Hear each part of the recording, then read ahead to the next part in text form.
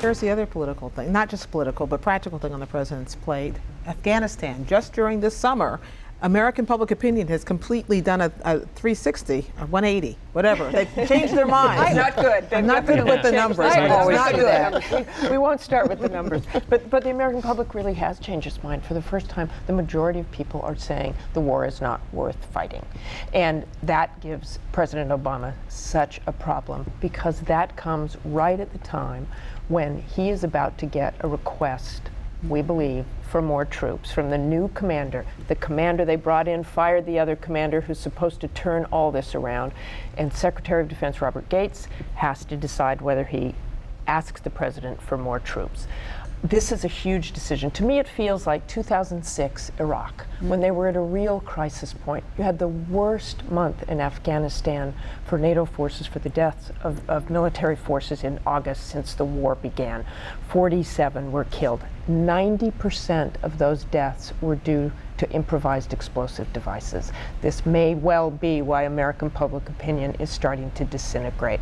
But I think Americans have been at war for 8 years now, and they're starting to say, really, do we want to protect that population? Because they say that's part of the new strategy. They're implementing the president's strategy to defeat al-Qaeda, but Stan McChrystal wants to protect the population, and I don't know how you do that without adding more troops. The people have started to mention the V word more and more when they talk about Afghanistan, and there are some similarities and obviously some differences.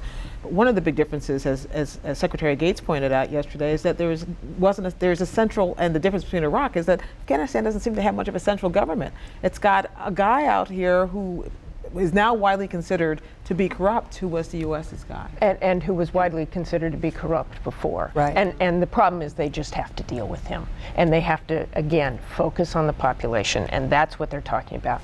Now, bringing up Vietnam, clearly that's what the White House is worried about, that you keep adding troops, that you add here. When do you stop? When do you stop? And the problem is the surge in Iraq was 20, 30, 35,000 troops. If they put 20, 35,000 troops in Afghanistan, they've got a real problem. The Joint Chiefs Chairman Mike Mullen yesterday came out and he told you and some other reporters at the Pentagon about what he thinks the problem is and what the challenge is going forward in Afghanistan. Let's listen to that.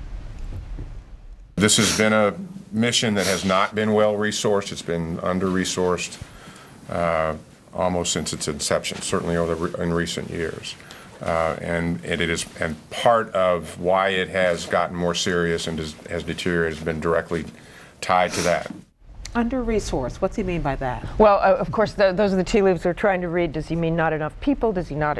I think what he means there is there's been not enough focus on Afghanistan, which we all know that the troops were moved, that a lot of the intelligence forces were moved to Iraq during that war, and the country essentially ignored Afghanistan. And this was a major point of Barack Obama's presidential campaign. Absolutely, which is exactly the point, Jackie, because it does make it more complicated. It makes it much more complicated. That was his reason for opposing Iraq, because we were supposed to be focused on Afghanistan. Right. So now what does he do? I mean, listening to Secretary Gates, who seems so thoughtful about this, and knowing that the White House, as I'm told, is deeply uncomfortable, some in the White House, with sending more troops into Afghanistan. There seems to be tribes breaking up within the White House, who wants to send more, who doesn't.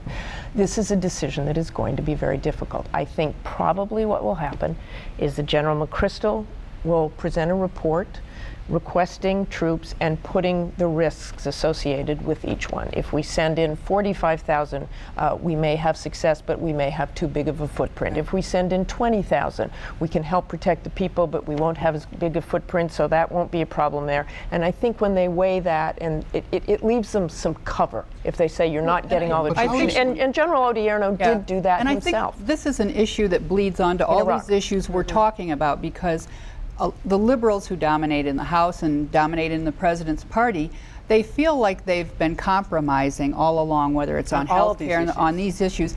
And if there's a place where they feel like they're about to draw the line, you're picking up that could be in Afghanistan.